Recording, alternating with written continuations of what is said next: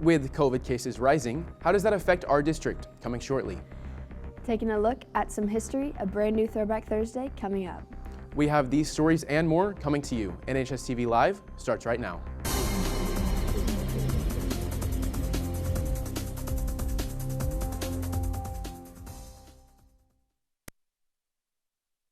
From our very own district, Superintendent Dr. Warren of Northwest ISD released a statement to all staff, parents, and students just now of a district-wide closure due to positive COVID rates and staff shortages. Dr. Warren's statement reads in part, "Everyone be advised that Northwest ISD will close all schools and buildings on Friday, January 14th and Tuesday, January 18th. We will resume normal operations on Wednesday, January 19th. Also, be advised that while we are closed, all high school extra and co-curricular activities will go on as planned. Those events can't be rescheduled, and we have adequate staff to continue those events." This announcement comes after surrounding districts in the area are making similar decisions.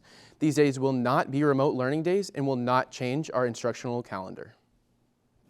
Moving into some more school information, the boys and girls track and field will officially be starting next Tuesday, the 18th. If interested in competing this year, please contact the boys' head coach, Brady Reeves, in room 103, or the girls' head coach, Coach Benning, in room 407, or the girls' assistant coach, Coach Green, in room 302. Also, to all seniors, if you missed the deadline, you still have a little time left to add your senior quote to the yearbook. Just make sure to head to the link on the screen to submit your quotes, as yearbooks will be finalizing the quotes next week. Now, if you're looking for a cool hands-on way of learning, you may want to consider child development. We were able to get further information from Ms. Jepson about this pathway. So the pathway is the early learning pathway. It goes hand in hand with Ms. Hamby's teaching and training pathway. It starts off with principles of human services, and then you take child development. After that, you go into child guidance, and that's a practicum where it's an internship program. The kids get to do 3 days a week in a daycare setting where they get to work with kids age 0 to 4. So if you are interested in working with children in any capacity, some people that want to be doctors take my child development class because you learn about the development of kids from age 0 to school age. And then if you want to work with children in any capacity, you're questioning if you want to be a teacher, you might want to be a counselor, you might want to just work with kids, you would do the child guidance internship, and that is to work with little kids. For more information, you can go see Ms. Jepson in room 815 or speak to your counselor. Now, to highlight one junior here at Northwest who traveled over 5,000 miles to make the switch from berets and baguettes to cowboy hats and boots, I went out and got the story. It's really what I pictured, so it's really cliche for me. When I first saw people with cowboy hats and boots, I was like, okay. You may have seen Lucy cast in the hallways on your way to class. She's a junior here at Northwest High School, but one thing really sets her apart from the crowd. The transition from one culture to another was a shock. At first, that was really hard, I'll say, because you can't really show your real personality. You can't be funny because you can't, I don't know, tell what you think. Lucy made her way from Europe to the United States by way of the Student Travel Study Foundation. This is a not-for-profit organization that gives students the opportunities to take their learning to a new country. It has allowed her so many unique experiences while traveling abroad.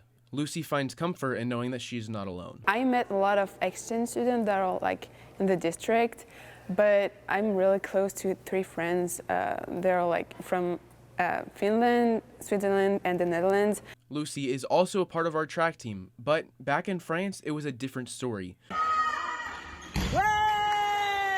She played on a handball team there, and she found a passion in it and made it her hobby. In France, I used to play handball.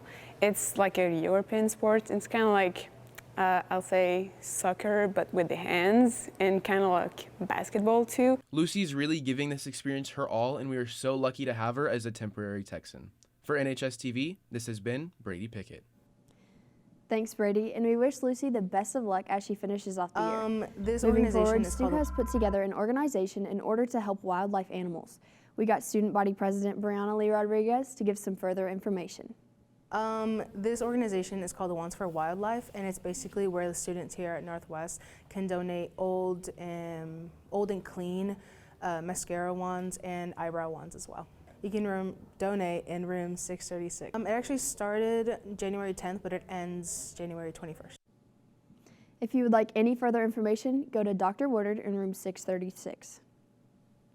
Now, a message for all students. The Fort Worth Police Department put together a reminder of how to take actions to a social media threat.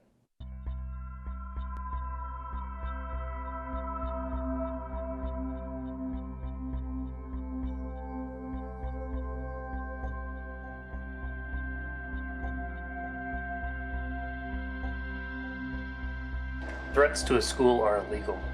This can cause schools to go on lockdown while students and staff shelter in place. When 911 is called, an officer is immediately dispatched. Violence is a serious issue that affects our schools. The Fort Worth Police Department investigates all threats to our campuses to enhance the safety and security of all of our students and staff. All threats are taken seriously and urgently, even if the threat is intended as a joke.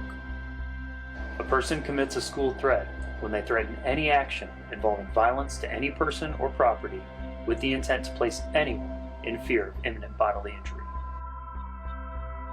A person also commits a school threat if with intention to cause alarm, injury, or damage to school property, threatens or exhibits a firearm. Our officers investigate all school threats thoroughly. You can be arrested.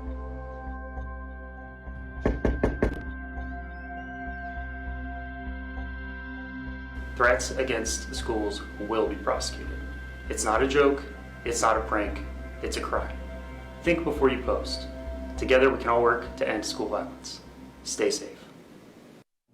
Students, be sure to report any actions like this to teachers and staff.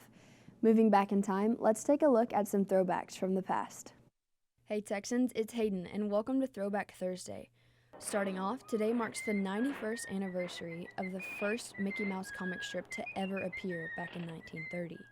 And moving on to the sports world, the 13th NFL Pro Bowl was played on this day at the LA Memorial Coliseum in Los Angeles, California, in front of 61,374 fans. The Eastern Conference was coached by Ali Sherman of the New York Giants, and the West by Vince Lombardi of the Green Bay Packers.